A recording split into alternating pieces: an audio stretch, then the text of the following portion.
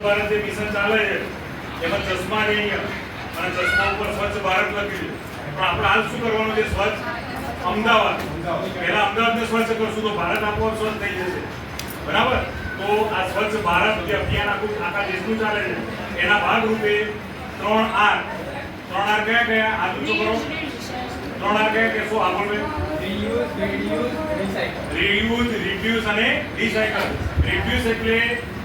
પ્લાસ્ટિકનો ઉપયોગ ઓછો કરવો કારણ કે જે પ્લાસ્ટિક છે એનો નાશ થતો નથી રીયુઝ એટલે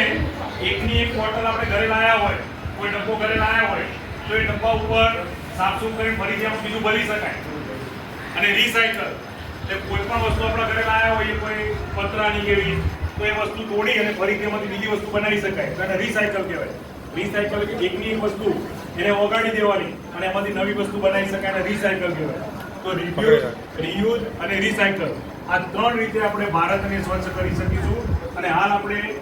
કોને સ્વચ્છ કરવાનું અમદાવાદ અને અમદાવાદને સ્વચ્છ કરવા માટે આપણે આવ્યા છે લખ્યું છે એએમસી એએમસી એટલે અમદાવાદ